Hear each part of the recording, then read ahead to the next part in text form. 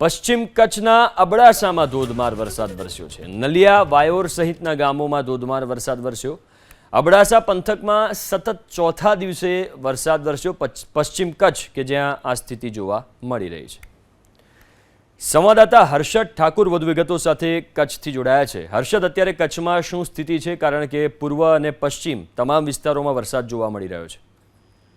જે રીતે હવામાન વિભાગ દ્વારા આગાહી કરવામાં આવી છે તે અનુસાર કચ્છ જિલ્લામાં વહેલી સવારથી જ વરસાદી માહોલ જે છે તે જોવા મળી રહ્યો છે। પૂર્વ કચ્છના ભચાઉ, ગાંધીધામ, આદિપુર, અંજાર સહિત આસપાસના ગ્રામ્ય વિસ્તારમાં વરસાદી માહોલ જે છે તે જોવા મળ્યો છે। પશ્ચિમ કચ્છની વાત કરીએ તો ભુજ, માધાપર, મિર્જાપર સહિત આસપાસના ગ્રામ્ય વિસ્તારોમાં વરસાદ જે છે તે જોવા મળ્યો છે। અબડાસાની વાત કરીએ તો નલિયા, વાયોર, પરજાઉ સહિત આસપાસના ગ્રામ્ય વિસ્તારમાં વરસાદી માહોલ જે છે તે જોવા મળી રહ્યો છે। જે પ્રમાણે આગાહી કરવામાં આવી છે તે અનુસાર સમગ્ર જિલ્લામાં સાર્વત્રિક વરસાદ જે છે તે જોવા મળી રહ્યો છે।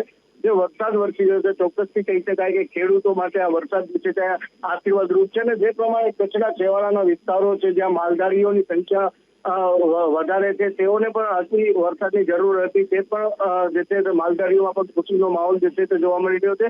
જે પ્રમાણે વરસાદ વરસી રહ્યો ચોક્કસથી કહી શકાય કે ખેડૂતો એકદમ ખુશ જોવા મળી રહ્યા છે। જી।